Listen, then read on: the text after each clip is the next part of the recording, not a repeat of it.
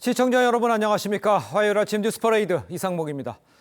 대통령실은 이르면 오늘 민정수석실을 새로 만들고 김주현 전 법무차관을 초대 민정수석으로 발표할 예정입니다. 진짜 민심을 발빠르게 듣겠다는 취지란 해석이 나옵니다. 모레 9일에는 취임 2주년을 맞아서 주제에 제한을 두지 않는 기자회견도 할 예정입니다. 첫 소식 최민식 기자입니다.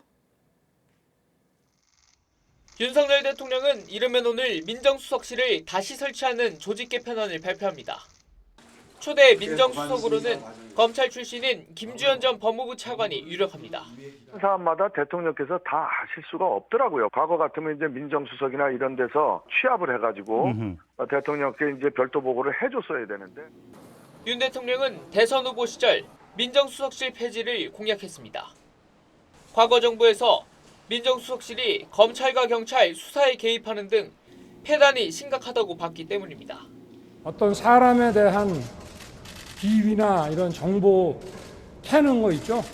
그거는 안 하는 게 맞아요. 그래서 내가 민정수석실 없앤 겁니다. 대통령실은 부활하는 민정수석실에 사정 기능을 두지 않겠다는 입장이지만 검찰이 김건희 여사 연루 사건 수사에 속도를 내고 있어 여러 해석이 나옵니다. 가족들과 친인척의 비리 등을 사전에 검토하기 위한 부분도 있겠지만은 대통령이 검찰 인사를 직접 챙기겠다고 하는 의미 아닌가요? 윤 대통령은 9일 취임 두 번째 기자회견을 열 예정입니다. 주제에 제한이 없는 자유로운 형식의 기자회견을 예고해 민정수석실 부활 이유 등 다양한 질의응답이 이뤄질 전망입니다. TV조선 최민식입니다. 의료계가 복지부 장 차관 등 5명을 오늘 공수처에 고발할 예정입니다. 정부가 의대 증원을 결정한 회의록을 제대로 작성하지 않는 등 직무유기 혐의가 있다는 건데 정부는 회의록을 법원에 제출한다는 입장이지만 양측의 법정 공방은 불가피할 전망입니다. 김주영 기자입니다. 법원이 정부의 의대 정원 2,000명 증원 근거자료 제출을 요구한 뒤 의료계는 회의록을 공개하라며 연일 정부를 압박하고 있습니다. 이제라도 보건복지부와 교육부는 개정위원회 회의록 등을 사법부에 제출하고 명명백백히 국민에게 공개하여야 할 것이다. 정부가 의대 증원을 논의한 주요 회의체는 3곳. 2월 열린 복지부 산하 보건의료정책심의회와 의사인력전문위원회, 의료현안 협의체입니다. 정부는 이 가운데 보건의료정책심의회 회의록을 10일까지 법원에 내기로 했고 전문의 회의록 여부를 파악 중입니다. 협의체의 경우 정부와 의료계는 애초 회의록을 작성하지 않기로 협의했습니다. 의료계는 정부가 회의록을 제대로 작성하지 않았다며 복지부와 교육부, 장차관 등 5명을 직무유기와 공공기록물 은닉 등 혐의로 공수처에 고발하기로 했습니다. 배정위원회의 회의록 일체를 내라고 했는데 이것도 또 없다. 요약본을 내겠다. 계속 말이 바뀌고 있습니다. 회의록을 놓고 양측 법정 공방이 벌어지면 의정 갈등은 더 장기화할 수 있다는 우려가 나옵니다.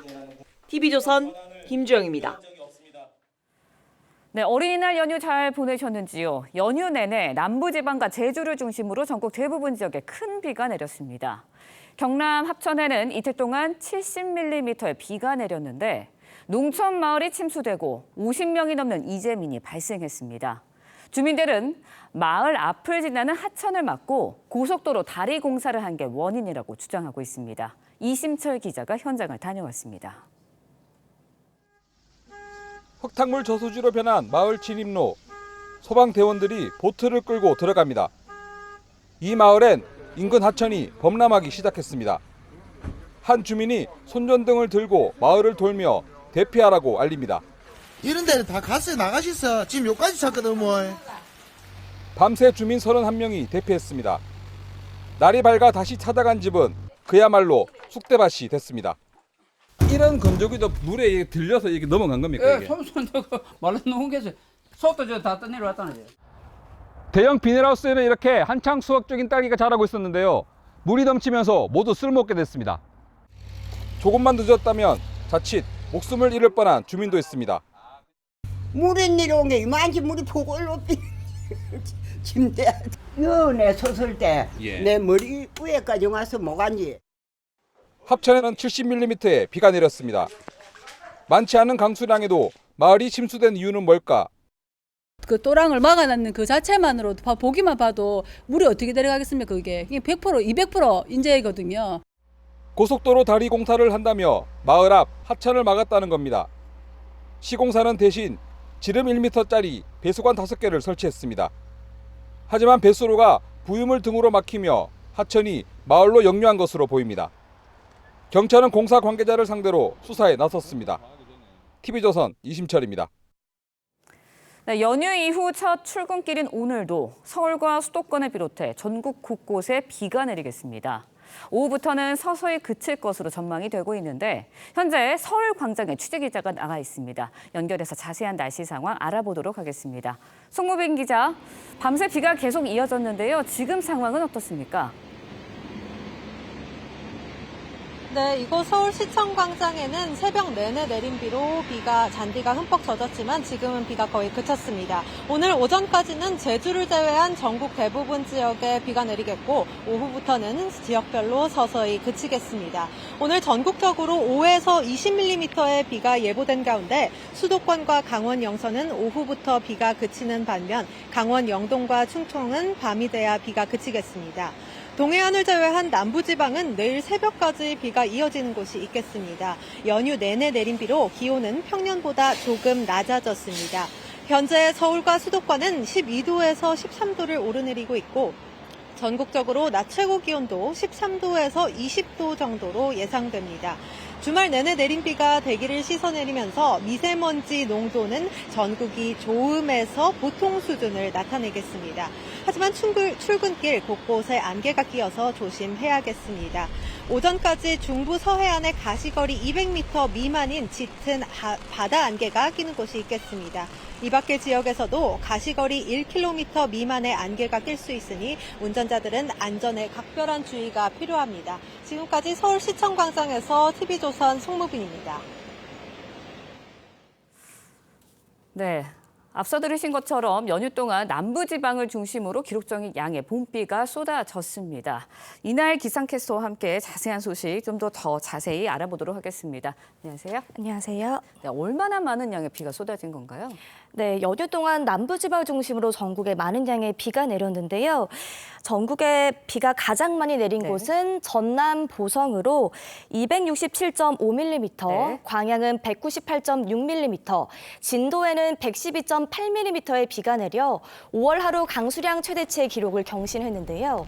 또 완도는 139.9mm, 순천은 154.1mm로 역대 두 번째로 많은 강수량을 기록했습니다. 네, 5월에 100mm가 넘는 비가 내린 거 정말 이례적인 게 아닌가 싶은데 때이른 집중 후 양도 많고 오래 내렸습니다. 이유는 뭔가요? 네, 5월 초인데도 마치 장마철처럼 장맛비가 집중호우가 쏟아진 건 비의 연료가 되는 수증기가 남풍을 타고 강하게 유입됐기 때문입니다. 일본 동쪽에 고기압이 머문 가운데 서쪽에서 발달한 저기압이 다가오자 그 사이에 기류가 맞물리면서 남쪽 바다에서 다량의 수증기가 한반도로 끌어올린 건데요. 네. 특히 이 습한 남풍이 지형에 부딪히는 산간 일대에 많은 양의 비가 집중됐습니다. 작년 어린이날 연휴에도 올해와 비슷하게 전국에 많은 양의 비가 내렸는데 두 번째로 폭우가 쏟아진 겁니다. 네, 이렇게 때 아닌 물폭탄이 쏟아지면서 곳곳에서 좀 피해가 있었습니다. 경남에서는 70세 노인이 숨지기도 했고요. 예. 어떤 피해가 있었나요?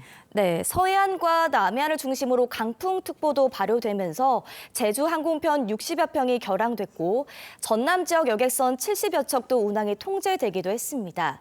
또 지난 5일 밤 11시 39분쯤 합천군 대양면 일대 도로가 침수돼 피해 주민 구조에 나섰고 또 경남 고성군 대가면 한 농수로에서 실종된 70대 주민이 숨진 채 발견되는 안타까운 사고도 있었습니다. 네, 연휴 이후 오늘 첫 출근길입니다. 근데 오늘도 앞서 들으신 것처럼 서울과 수도권 대부분 지역에 계속해서 비가 내린다고 하는데 비 소식 언제쯤 그치게 되나요? 네, 일단 강한 비구름대는 동쪽으로 빠져나갔지만 남은 구름대의 영향으로 오늘 오후까지도 비가 이어지겠습니다. 강원 영동과 전북 지역에 최고 30mm, 그 밖에 대부분 지역은 5에서 20mm의 비가 예상됩니다. 기상청은 이번 주말 또 한 차례 비가 내릴 것으로 전망했습니다. 네, 이렇게 뭐 때이른 집중호우가 이번에 이제 장마철, 여름 장마철의 뭐 전초전격이다, 예고다라는 분석도 나오고 있습니다. 어떻습니까? 네, 이번 연휴에 내린 집중호우는 역대급 강수가 예고된 올 여름 장마철의 예고편이라는 분석도 나오고 있는데요.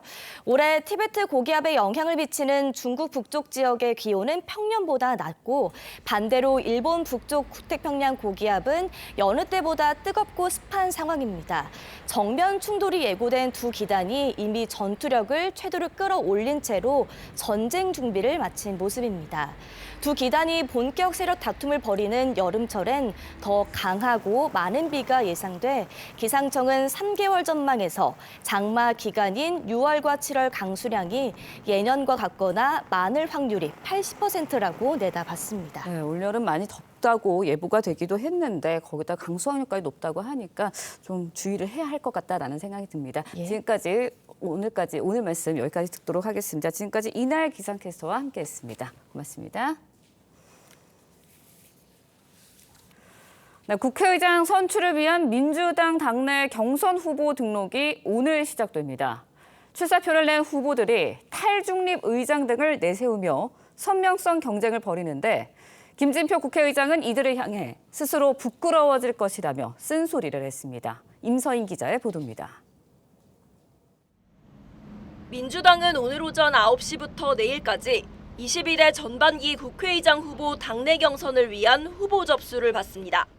지금까지 6선의 추미애 전 법무부 장관과 조정식 의원, 5선의 정성호 의원과 우원식 의원이 출마를 공식화했습니다. 대통령에 이어 국가의전 서열 2위인 국회의장은 당적을 가질 수 없지만 친명계로 분류되는 네 후보 모두 탈중립 의장을 표방한 발언을 쏟아냈습니다. 추 전 장관은 중립이라며 가만히 있는 일은 없을 것이라고 밝혔고 조 의원은 민주당 출신의 국회의장이라는 부분을 늘 명심해야 한다고 말했습니다. 정 의원도 여야 사이 기계적 중립은 아무 의미가 없다고 했고 우 의원은 중립이란 것은 몰가치가 아니고 국회의장도 국회의 사회자로 한정되는 게 아니다라고 강조했습니다. 이에 민주당 소속이었던 김진표 국회의장은 국회의장이 되면 중립을 지키지 않겠다고 한 후보는 스스로 부끄러워질 거라고 경고했습니다. 좀 더 공부를 하고 우리 의회 정치 사회 역사를 보면 그런 소리 한 사람이 스스로가 부끄러워질 겁니다. 민주당은 16일 22대 당선자 총회에서 경선을 치르고 국회의장 후보를 최종 선출합니다. TV조선 임서인입니다. 연금 개혁안을 논의해온 국회 특위 소속 의원들이 모레부터 일주일 일정으로 유럽 출장을 떠납니다. 해외 우수 사례도 직접 살펴보고 또 현지에서 여야 합의도 시도해보겠다 이런 건데 공론화위원회에서 선택한 결과물을 놓고도 평행선인데 유럽에 가면 합의가 더 수월해지는 건지 또 국회의원 임기 말 이 불효불급한 해외 출장, 나라 떠나러 다녀오는 관행이 되풀이되는 건 아닌지 이 국민 시각에서는 답답하기만 합니다. 정민진 기자입니다. 21대 국회 임기를 한 달 앞둔 지난달 30일 국회 연금특위 공론화위 시민대표단이 더 내고 더 받는 개편안을 선택하면서 공은 국회로 넘어왔지만 여야는 결론을 내지 못하고 있습니다. 지금 태어난 그런 그 아가에게 네가 40살 됐을 때 네 소득의 43% 내야 되는데 괜찮겠니? 그러면은 싫어요 그러겠죠. 공론화위원회 활동은 우리가 존중하는 자세에서부터 출발해야 된다. 21대 임기 내 처리가 불투명하다는 전망이 나오는 가운데 주호영 위원장과 여야 간사위원들이 5박 7일 일정으로 영국과 스웨덴 등을 방문할 계획입니다. 연금 개혁에 성공한 나라들의 사례를 직접 살펴본 뒤 합의도 시도해보겠다는 겁니다. 여야 간사는 합의 가능성이 없었다면 출장을 가려하지 않았을 것이라며 극적 타결 가능성을 열어놨습니다. 여야는 현재 공론화위 개편안에서 보험료율을 조금 더 높이고 소득 대체율을 낮추는 방향으로 협의 중입니다. 하지만 합의안 도출이 시급한 상황에서 뒷북 출장이란 지적이 나옵니다. 개혁신당은 출장은 진작 갔어야 한다며 포상휴가, 말년휴가냐고 비판했습니다. 21대 국회에서 연금개혁안 합의를 이루지 못하고 종료되면 22대 국회에서는 특위 구성을 포함한 모든 절차를 처음부터 다시 시작해야 합니다. TV조선 정민진입니다. 네, 윤석열 대통령이 모레 오전 10시에요. 취임 2주년 기자회견을 가질 예정입니다. 해병대원 특검법, 또 이 김건희 여사 관련 논란 등 이 민감한 현안에 대한 입장을 밝힐지 주목이 되고 있죠. 패널 두 분과 함께 정치권 소식을 자세히 짚어보겠습니다. 최병묵 정치평론가, 김상일 전 민주당 부대변인 모셨습니다. 안녕하십니까? 안녕하세요. 반갑습니다. 자, 먼저 기자회견 관련 대통령실 입장부터 한번 들어보겠습니다. 취임 2주년 기자회견을 가질 예정입니다. 영상을 통해 지난 2년 정부의 국정 운영 기조와 정책 추진 상황을 설명드리고 앞으로 3년의 국정 운영 계획을 말씀드릴 것입니다. 대통령은 이후 1층 브리핑룸으로 이동해 기자회견을 시작할 예정입니다. 자, 보시면 시간적으로 따지면 윤 대통령 취임 100일 이후 1년 9개월 만에 기자회견이고요. 준비도요. 국민들이 정말 궁금해할 질문 위주로 대통령실 안에서 준비하고 있다. 이렇게 참모들이 전하고 있습니다. 좀 국정 운영의 돌파구를 마련할 수 있는 계기가 될 수 있다. 이렇게 보십니까? 저 기자회견이? 우선 기자회견을 안 하다가 그렇죠. 이제 지금 총선 후에 기자회견을 한다고 하니까 그것만 해도 이제 일종의 소통의 돌파구다 저는 이렇게 보거든요. 네. 그러나 이제 다만 그거는 형식의 문제고 네네. 내용의 문제가 남아 있습니다. 지금 뭐 국정 현안 잘 아시다시피 민주당에서 지금 거의 모든 사건마다 특검을 하겠다고 얘기하고 있지 않습니까? 그렇습니다. 그럴 경우에 윤석열 대통령이 이제 그 제2요구권이라는 걸 가지고 있는데 그거를 적절하게 행사하면서 국회의 입법 폭주를 막아야 할 의무도 저는 있다고 보거든요. 자, 그런데 그거를 모두 막을 것이냐, 선별적으로 막을 것이냐, 아니면 국민들과 소통해가면서 뭘 이렇게 구분해서 막을 것이냐, 뭐 이런 여러 가지의 단계별 대책이 있을 수 있습니다. 예. 아마 그런 부분에 관해서 윤 대통령이 그 입장을 밝히지 않을까. 적어도 저 자리에 참석한 기자들은 일반 국민들이 궁금해하는 사항을 아마 윤 대통령한테 모두 다 물어볼 것이고 그런 부분을 윤 대통령이 일괄해서 뭐 거부를 한다든가 설명을 안 한다든가 이럴 수는 없을 거거든요. 네. 그러니까 아마 그런 부분 단계별로 또는 케이스별로 윤 대통령이 여러 가지를 준비하고 있을 것이다. 예. 그러면 그 내용에 따라서는 상당한 정도의 돌파구가 될 것이다. 물론 그에 이제 야당이 또 이렇게 손뼉을 마주쳐줘야 되는데 그렇죠. 야당은 뭐 그럴 가능성은 현재 높지는 않아 보이지만 윤 대통령이 저런 식의 입장 변화를 보이면 국민들도 그에 대한 평가가 좋아지지 않을까 이런 생각을 하게 됩니다. 알겠습니다. 형식적인 면에서는 소통의 의지를 보였고 내용에서 이제 어떤 식으로 펼쳐질 것이냐 이게 이제 관건이다 이런 말씀을 해주셨습니다만 지금 중요한 게 이제 해병대원 특검법 또 김여사 특검법 지금 뭐 최병묵 위원께서 얘기하시는 거는 모든 것을 특검으로 가는데 어떤 것을 받고 어떤 것을 막냐 이런 걸 얘기해 주셨어요. 이 두 개에 관해서는 어떻습니까? 이 두 건. 그러니까 저는 이번 총선에서 예. 적어도 그 두 건에 대해서는 대통령이 좀 전향적인 입장을 보이시는 게 앞으로 국정을 운영하시는데 큰 힘이 될 거다 이런 말씀을 먼저 드리고 싶고요. 예. 민주당에도 기자회견을 하기도 전부터 비판만 하려고 드는 거는 저는 좀 바람직하지는 않다고 봐요. 그렇지만 그럼에도 불구하고 어쨌든 틀린 얘기는 아니니까 대통령실도 일단 기자회견을 하겠다고 하신 건 잘하신 것 같고요. 네네. 그리고 최대한 질문을 받겠다고 이렇게 하시는 것도 잘하신 것 같아요. 결론은 최병묵 편집장님 말씀하신 대로 네네. 그 내용과 결과가 좋다면 그거는 완전히 베스트의 기자회견이 되겠죠. 그래서 그 부분도 좀 많이 고려해 주셨으면 좋겠다 이런 바람을 좀 말씀드립니다. 알겠습니다.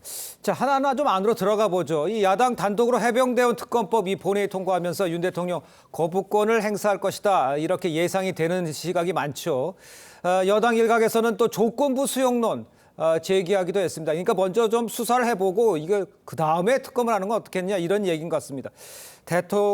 윤 대통령은 어떤 입장을 내놓을 수 있다고 생각하십니까? 저 해병대 특검 관련해서. 저는 뭐 조건부 수용론이 나름 일리가 있다고 봅니다. 왜 그러냐면 현재 공수처하고 경찰에서 수사 중이죠. 그렇습니다. 이 해병대원 사망 사건의 본질에 관해서는 경찰에서 수사 중이고요. 예. 그다음에 이제 외압 의혹과 관련해서는 공수처에서 수사 중인데 공수처가 어떤 데입니까? 잘 아시다시피 문재인 정부에서 만들었고 그 공수처의 뭐 처장, 차장은 지금 퇴임했습니다만은 네. 그 검사들은 문재인 전 대통령이 다 임명한 사람들입니다. 예. 그러니까 그 문재인 전 대통령이 해놓은 검사들을 또 거기에서 수사하는 것을 민주당이 못 믿겠다. 그러니까 특검하자.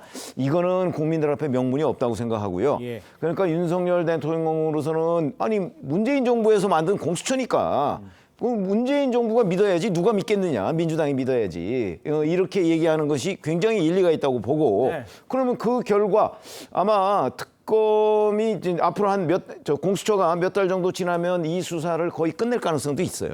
그러니까 전통적인 여권의 논리로 보면 수사를 해보고 만약에 그게 미진했다고 생각할 경우에는 뭐 특검을 통해서 추가 수사를 예. 할 수 있다고 보거든요. 더군다나 공수처는 지금 민주당이 그 중립성을 의심할 수 없는 상황 아닙니까? 그렇기 때문에 저는 아마 조건부 수용은 뭐 충분히 가능할 거라고 보고 저 부분에 대해서 일반 국민들의 다수도 아마 그 윤 대통령이 만약에 조건부 수용론을 들고 나온다면 예. 그 부분에 대한 지지가 높을 거라고 생각합니다. 알겠습니다. 또 하나 있죠. 이 김건희 여사 의혹 관련해서는요. 윤 대통령이 어떤 입장을 내놓을지도 지금 주목이 되고 있는데 그런데 여기서 그 민주당에서요. 이원석 검찰총장이 이 명품 의혹 임기 내 신속 수사 이거를 지시한 것을 두고서 이제 말이 나오는 거예요. 네. 이게 짜고 하는 쇼 아니냐 뭐 네. 이런 이야기도 있고 뭐 갈등이 있다 이렇게 어떻게 보세요? 그러니까 두 가지 가능성이 다 있으니까. 다 있습니까? 네. 네, 뭐 한쪽만 얘기를 하면 이제 머쓱해질 수가 있잖아요. 그래서 예. 뭐 역할을 나눴는지 한쪽에서는 이게 민정수석실 부활과 연동해서 예. 이게 뭐 갈등이 있으니까 기강을 잡으려고 하는 거 아니냐 이런 의혹이 제기가 되고 있는 거고요.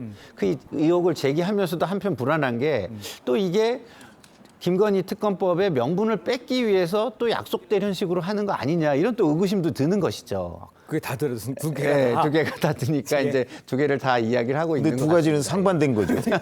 예.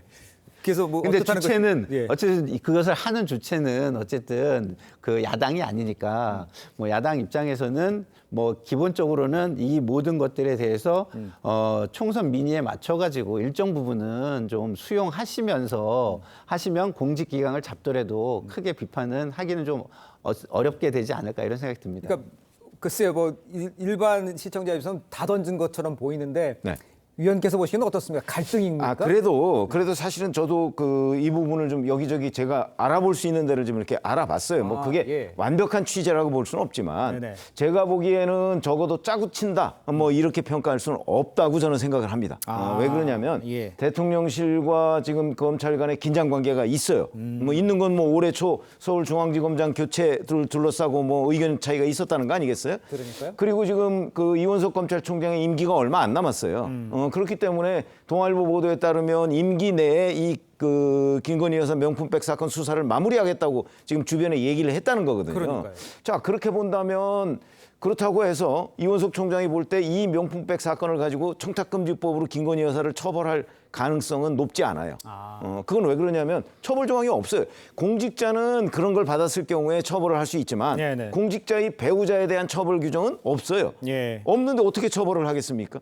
그래서 그런 것들을 보면 결국 진상규명 쪽에 가까운 수사가 될 가능성이 높아요. 네. 그러면은 지금 용산에서는 이 수사에 대해서 저는 부정적인 걸로 알고 있고요. 그러나 이제 이원석 검찰총장 입장에서 보면 그 용산의 의견을 그대로 따라서 이걸 만약에 안 했을 경우 과연 그 돌파가 되겠느냐. 그러니까 용산이 이런 거로 좌고우면하는 사이에 저는 이원석 총장이 결단을 내려서 치고 나갔다. 그래서 검찰의 신뢰도 회복하고 이 진상도 한번 규명해서 국민들한테 그 보여주자. 이런 차원의 이원석 총장의 결단 쪽으로 저는 결론을 내렸습니다. 알겠습니다. 자, 이런 상황에서 대통령실 기자회견에 앞서서 오늘 민정수석실 부활을 발표할 예정입니다.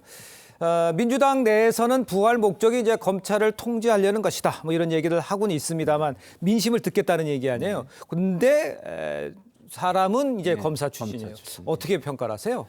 그러니까 지금 뭐 그 한 보수 패널이 방송에 나와서 또 그런 얘기를 하더라고요. 뭐라 그러죠? 이게 그 한동훈 비대위원장과 이원석 검찰총장과 송경호 서울지검장은 예. 사실상 같은 편이기 때문에 이게 갈등이 있고 그런 갈등을 통제하기 위해서 그 법률 수석실을 지금 신설하는 거다 이런 얘기 그 세 하더라고요. 명과 실제로. 대통령실의 갈등을 보는 거죠. 예. 보수 패널이 또 대통령실과 또 본인이 친하다고 또 얘기를 이렇게 말씀하시는 분이 또 그렇게 얘기를 하시더라고요. 그래서 그런 가능성은 보수 패널까지도 그런 얘기를 하는 가운데서 야당 입장에서는 당연히 문제 제기와 불안감을 가질 수밖에 없는 사안이다. 그리고 그렇게 되지 않기를 바라고 이게 대통령의 대선 공약이었잖아요. 그러면 공약을 바꿀 때는 또 그만큼 충분한 사과와 설명이 있어야 되는데 그런 것도 충분하지 않다. 이런 부분은 분명한 비판의 지점이 있는 것 같습니다. 알겠습니다.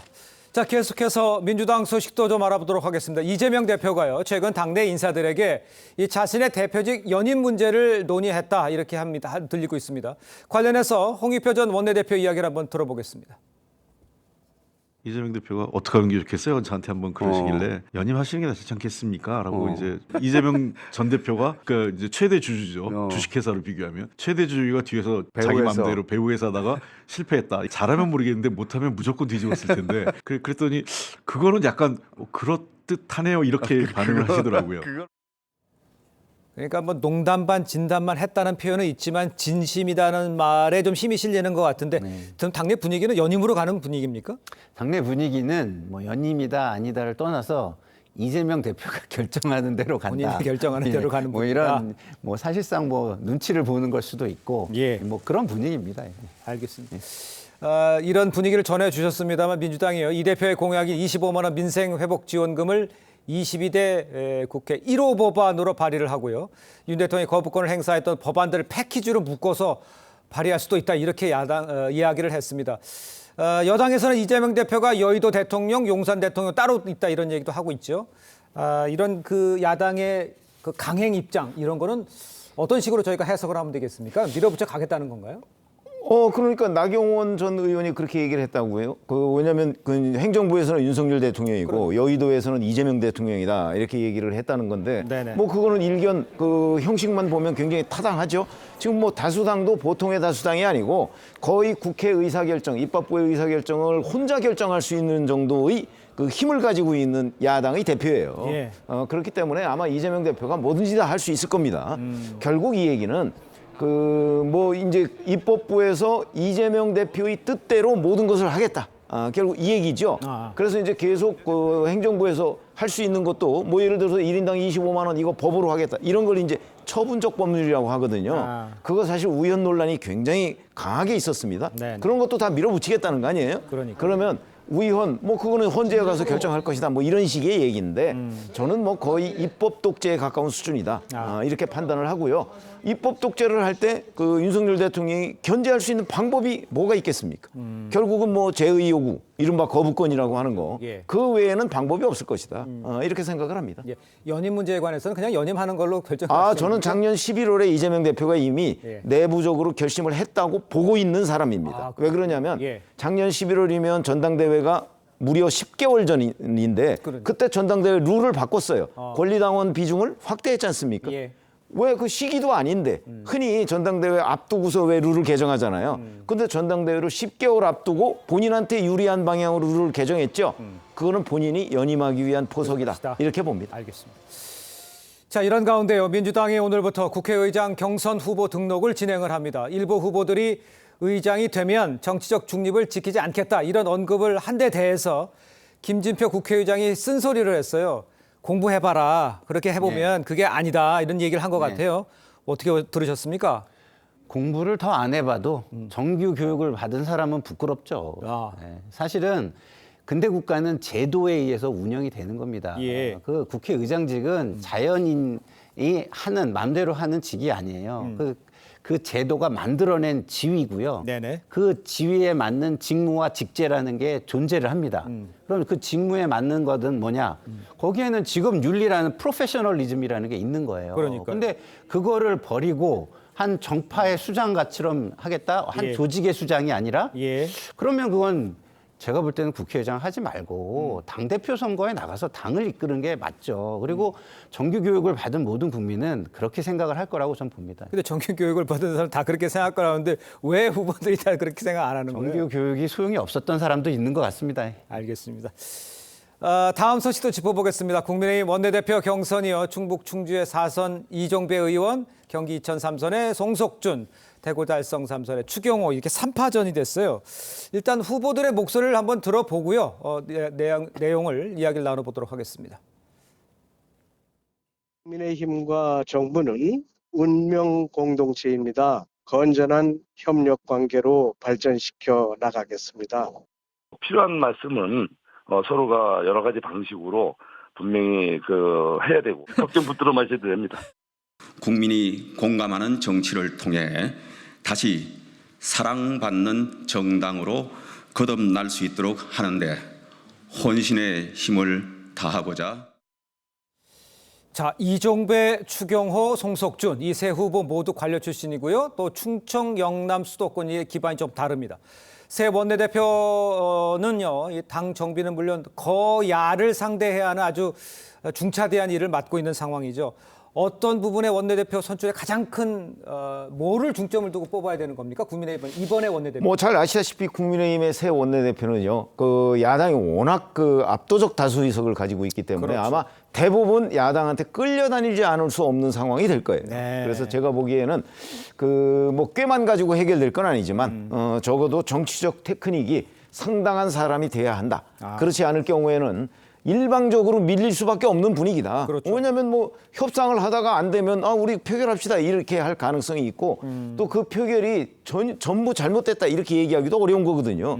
궁극적으로는 다수결 아니겠습니까? 그렇죠. 그렇기 때문에 그 중간에서 국회의장이나 뭐 이런 사람들이 좀 중재도 하고 뭐 이렇게 하지 않으면 지금 집권당의 원내대표라는 사람은 뭐 거의 야당의 뭐 그냥 끌려다니다가 임기 1년을 채우게 될 이럴 가능성이 높거든요. 예. 그래서 조금 자기 주견이 확실하고 당내에서 지지를 압도적으로 많이 받는 그런 점에서는 아마 결선 투표까지도 충분히 가능한 뭐 이런 정도의 사람이 돼야 되지 않을까 봅니다. 알겠습니다. 누가 되던 어려운 상황에만은 틀림이 없는데 이 세 후보 모두요 범친윤계로 꼽히는 만큼 당정관계 설정을 어떻게 할지 이것도 좀 큰 과제일 것 같아요.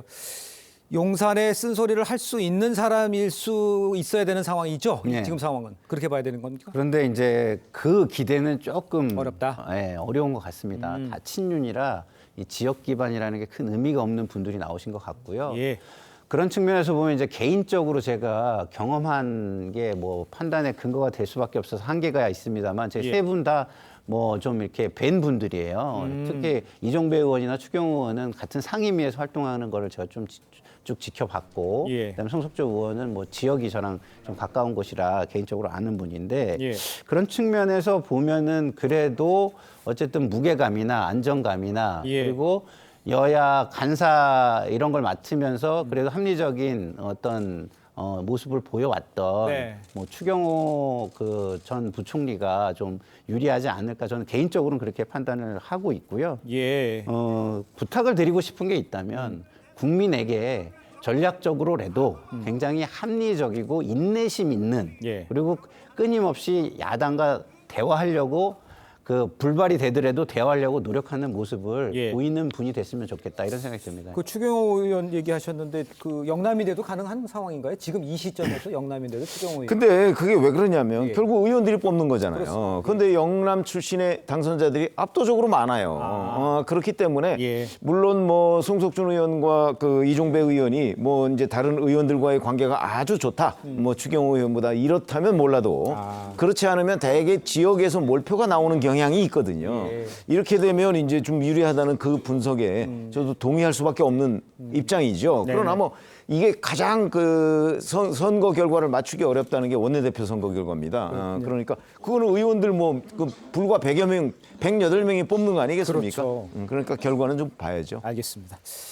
자, 이런 가운데요. 한동훈 전 위원장 이야기도 좀 해보겠습니다. 행보에 지금 관심이 이어지고 있어요. 지난 3일 당직자들과 저녁 식사를 했다고 하는데 정기적으로 보고 교류하자 이런 언급을 한 것으로 전해졌습니다. 한 위원장의 행보는 어떻게 보십니까?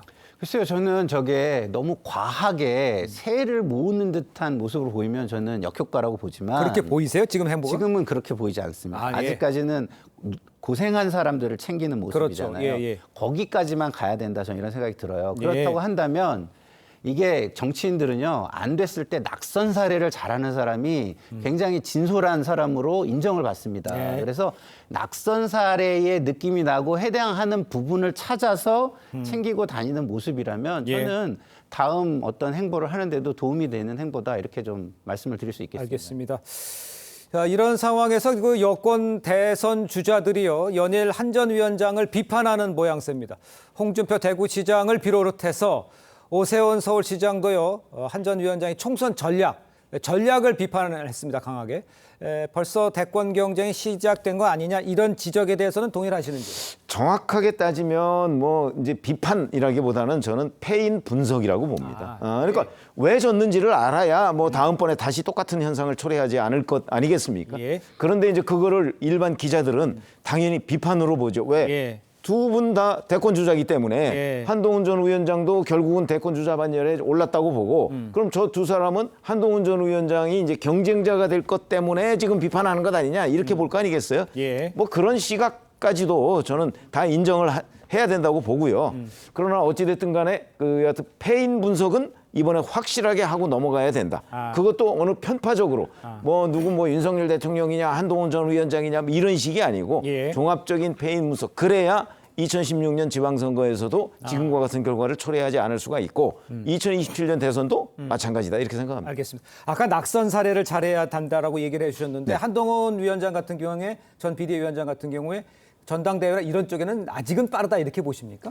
저는 빠르다고 봅니다. 예. 그게 왜 그러냐면 만약에 이번 전당대회에 나왔을 경우에는 이번 총선 완패가 누구 책임이냐 하는 그 비판에서 자유로울 수가 없어요. 예. 적어도 윤석열 정부의 심판론 때문에 졌다. 뭐 이거는 일반적으로 공유하지만 그러면 한동훈 전 위원장의 책임은 아무것도 없냐? 저는 그렇지 않다고 보거든요. 그렇죠. 그래서 이 부분이 부각이 되면서 한동훈 전 위원장의 전당대회 이 경선 출마 자체가 위험해질 수 있다고 봅니다. 알겠습니다. 자, 정치권 소식 마치겠습니다. 두 분 말씀 여기까지 듣겠습니다. 고맙습니다. 감사합니다. 네, 검찰이 민주당 전당대회 돈봉투 수수 혐의를 받는 의원 7명에게 이달 중순까지 출석해서 조사를 받으라고 재차 통보를 했습니다. 지난 1월 말 출석 통보를 받았을 때 총선 끝나고 나가겠다고 한 의원들이 여전히 출석하지 않자 재차 압박에 나선 겁니다. 황병준 기자입니다. 2021년 민주당 전당대회 돈봉투 살포 사건을 수사 중인 검찰이 피의자인 의원들을 조사하는 데 애를 먹고 있습니다. 검찰은 돈봉투를 받은 혐의를 받는 의원 10명에게 소환을 통보한 바 있습니다. 이 중 이성만, 허종식 의원과 임종성 전 의원 등 3명은 검찰 조사를 받고 재판에 넘겨졌습니다. 의원식 상실 가능성도 있는데 어떻게 생각하시나요? 전혀 그렇게 생각하지 않습니다. 하지만 300만 원씩 받은 혐의를 받는 다른 의원 7명은 아직 소환에 응하지 않고 있습니다. 인천 두라고 원래 안 주려고 그랬는데 얘들이 보더니 또 형님 얘 한 개 우리도 주세요. 또 거기서 3개 뺏겼어. 지난 1월 총선 뒤 나가겠다며 불응한 데 이어 총선이 끝난 후에도 여전히 출석하지 않고 있습니다. 7명 중 6명은 4월 총선에서 다시 당선됐습니다. 이에 검찰은 최근 이달 중순까지 검찰 조사를 받으라며 출석 요구서를 다시 보냈습니다. 국회의원은 불체포 특권이 있다 보니 검찰이 체포영장을 발부받아 강제 구인에 나서기도 쉽지 않은 상황입니다. TV조선 황병준입니다. 네, 검찰이 김건희 여사 명품 수수 논란 수사팀에 검사 3명을 추가 투입하는 등 관련 수사에 속도를 내고 있습니다. 네, 관련 내용 백성문 변호사, 장현주 변호사와 함께 자세히 짚어보도록 하겠습니다. 안녕하세요. 네, 안녕하세요. 자, 앞서 이원석 검찰총장이 신속한 수사를 지시했다. 이렇게 이야기를 했습니다. 어떤 의중이 있다 이렇게 볼 수가 있을까요? 일단 이원석 총장의 임기가 올해 9월까지죠. 네. 그러니까 얼마 안 남았습니다.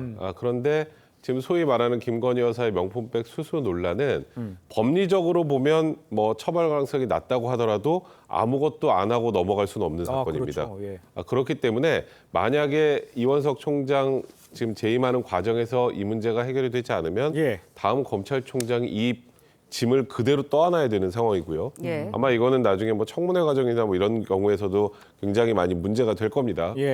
그래서 일단은 어떻게든 이 사건에 대해서 뭐 진위 여부를 좀 명확하게 밝히고 형사처벌 가능성 여부를 확인해서 국민들에게 명확하게 설명하지 않으면 이 논란은 해소될 수 없다라고 판단을 한 것 같고 그래서 일단은 중앙지검의 형사 일부에서 담당을 하는데 여기 이제 검사 3명이 합류를 합니다.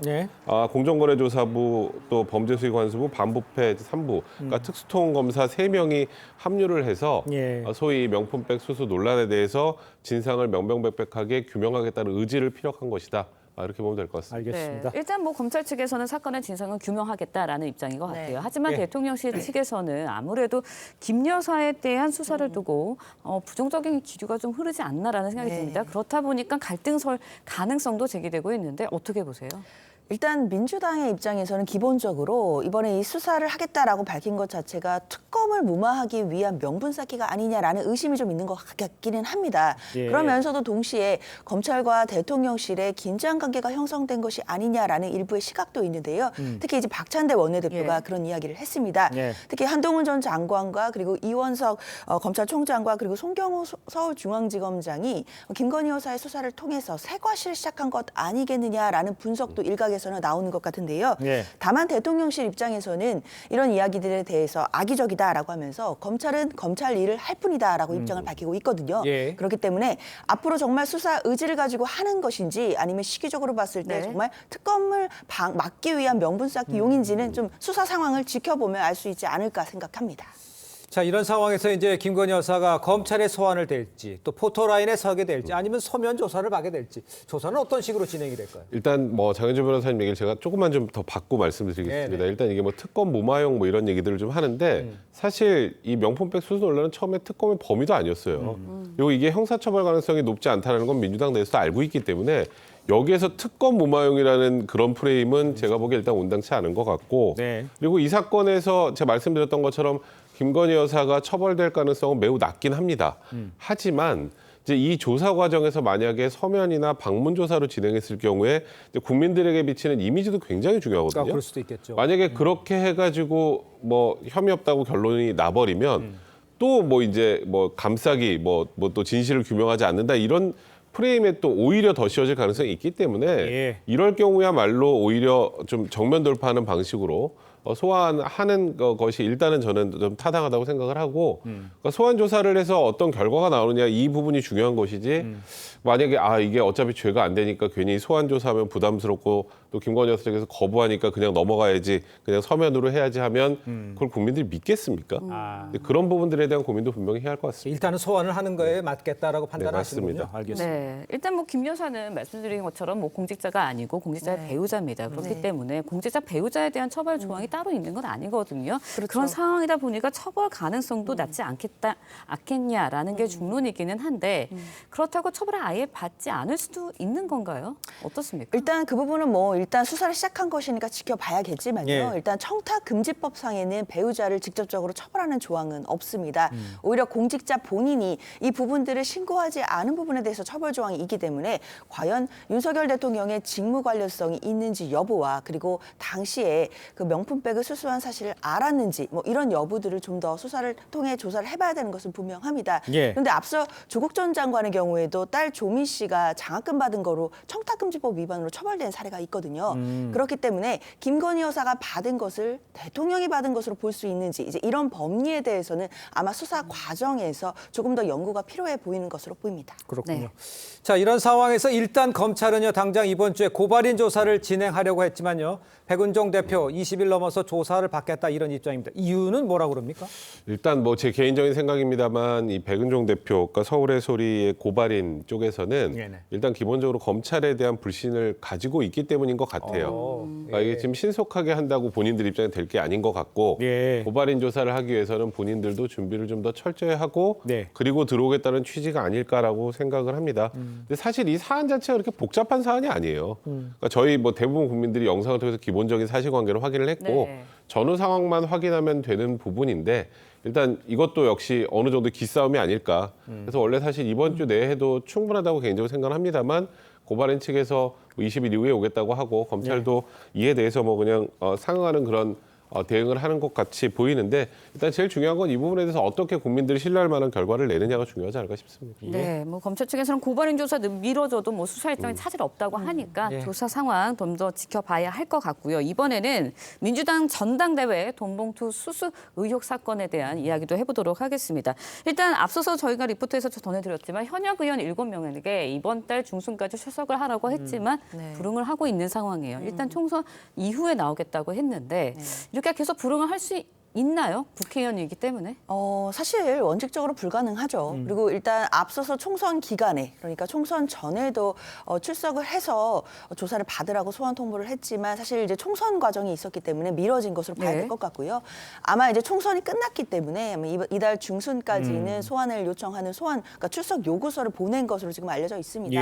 아마 불응하기는 어려울 것이라고 생각이 들고 시기를 뭐 구두상으로든 또는 뭐 서면상으로든 뭐 날짜나 이런 부분들을 조율하는 과정이 있을 것이라고 보이고요. 관련해서 뭐 검찰의 수사가 필요하다라고 한다면 또 소환 조사에는 뭐 현직 의원이라고 할지라도 또 응할 의무가 있기 때문에 그런 부분에 있어서는 어느 정도 조사에 응해서 협조를 해주지 않을까라는 생각도 듭니다. 알겠습니다. 불응하기 어렵다고 말씀을 하셨는데 현역 의원 7명 중에 6명이요. 이번 총선에서 다시 당선이 된 것으로 알려졌습니다. 만약 이번 달에도 출석을 거부한다. 그러면 수사는 어떻게 됩니까? 저는 장윤주 변호사님이랑 생각이 정반대입니다. 저는 수사에 협조 안 하실 것 같고 수사에 협조를 하실 거였으면 진작 어느 정도 그러니까 출석 일정이 조율이 됐었어야 되는데 그게 전혀 되지 않았던 것 같습니다. 일단은 7명 중에 6분이 이번에 총선에 당선이 됐습니다. 그러면은 다음 달 이제 22대 국회가 시작이 되면 그러면 그 다음에 끝까지 불응하면 어떻게 해야 될까요? 체포동의안 또 표결이 필요합니다. 지금 국회 구성 아시잖아요. 현실적으로 일단 이 부분에 대해서도 대부분의 의원들, 뭐 윤관석 의원이 실형을 선고받았음에도 불구하고 정치 탄압이란 프레임을 써가면서 결백하다고 주장을 하시고 계시기 때문에 출석에 불응을 하면 현실적으로 출석을 하게 만들 방법 자체는 국회를 거치는 것밖에 없습니다.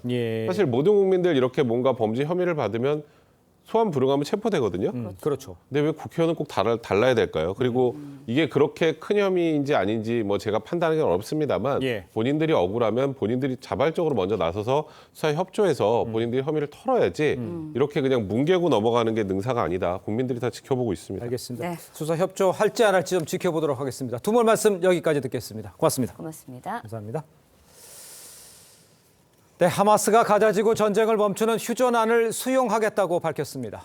중재에 나선 이집트가 제안한 휴전안인데 이스라엘은 부정적인 반응을 보이며 가자지구 라파에 대한 대규모 작전을 계속할 뜻을 내비쳤습니다. 김주영 기자의 보도입니다. 7개월째 이스라엘과 하마스의 전쟁을 겪고 있는 가자지구 주민들이 트럭 위에서 환호하고 하늘을 향해 기도도 합니다.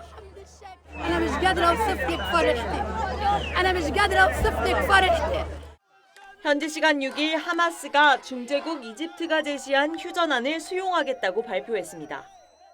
이 휴전안은 42일씩 3단계로 진행되는데 2단계에 이스라엘군의 가자지구 전면 철수가 포함된 것으로 알려졌습니다. 하마스는 이제 공이 이스라엘에 넘어갔다고 했습니다. 하지만 이스라엘에선 부정적 반응이 나왔습니다. 이스라엘 내각은 이 휴전안이 이스라엘의 본질적 요구와는 거리가 멀다며 라파에서 작전을 추진하기로 만장일치로 결정했다고 밝혔습니다.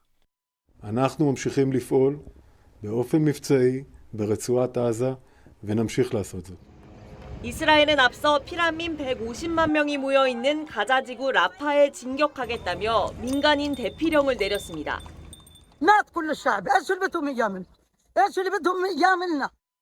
다만 이스라엘은 휴전 협상장에 실무팀을 파견해 논의는 계속하겠다며 여지를 열어뒀습니다. TV조선 김주영입니다. 브라질 남부에서 홍수가 발생해 적어도 83명이 숨지고 111명이 실종됐습니다. 지난달 29일부터 계속된 집중호우로 340여 개 도시가 피해를 입었고 15만 명의 이재민이 발생했습니다. 지역 공항이 폐쇄되고 곳곳에서 정전 피해가 속출하는 가운데 브라질 기상청은 해당 지역에 하루 더 강풍과 우박 등이 내릴 것으로 보인다면서 추가 피해를 우려했습니다. 네, 렌즈에 담긴 그 순간 그 의미를 짚어보는 시간이죠. 사진 기자가 선택한 아침의 한 장입니다. 오늘은 조선일보 사진부 조인원 기자와 함께합니다. 안녕하세요. 오늘 아침에 볼 사진 어떤 건가요? 네, 고개를 든 아기와 눈이 맞힌 소녀가 활짝 웃고 있습니다. 서울시가 주최한 엄마 아빠 행복한 순간 공모전에서 장려상을 받은 사진인데요. 이외에도 어떤 작품들이 있는지 함께 보겠습니다.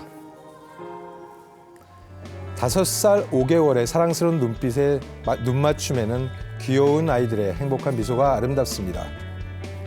곤히 잠이 든 동생을 형들이 신기한 듯 사랑스러운 얼굴로 바라보고 있습니다. 가정의 달을 맞아 서울시가 다둥이 가족을 대상으로 행복한 순간을 보여주는 사진과 그림을 공모했습니다. 출품된 천여 점의 작품 가운데 총 47개 작품들이 뽑혔는데요. 대상에는 박기태, 유수연 씨의 삼형제네 집에 막내딸이 찾아왔어요가 선정되었습니다. 네, 그런데 서울시가 어떻게 이번 행사를 기획하게 된 건가요? 네, 서울시는 저출산 위기 극복을 위해 여러 사업을 준비하고 있는데요. 이번 공모전도 이런 계기를 열렸습니다. 또 탄생 응원 프로젝트를 통해서 아이를 키우는 부모들뿐 아니라 청년과 예비 신혼부부들에게 출산과 육아, 돌봄 서비스를 지원하는 것을 목표로 하고 있습니다. 네, 아이들의 웃음소리가 어디서든 자주 많이 들리길 바라봅니다. 지금까지 아침 현장이었습니다. 오늘 아침 전국 곳곳으로 비가 이어지고 있습니다. 비는 오후에 중부지방부터 그치기 시작하겠는데요. 강원 영동과 남부지방은 내일 새벽까지도 비가 이어지겠습니다. 앞으로 예상되는 강수량은 전북에 5에서 30mm, 강원 영동과 충청, 영남 지방에 5에서 20mm, 수도권과 강원 영서로는 5에서 10mm 안팎의 비가 예상됩니다. 오늘 중부 서해안과 강원 산지로는 짙은 안개가 끼겠고요. 해안가를 중심으로는 순간 풍속 초속 15m 안팎의 강풍이 불겠습니다. 오늘 한낮 기온 평년보다 낮겠는데요. 서울과 대구가 18도로 낮에도 서늘하게 느껴지겠습니다.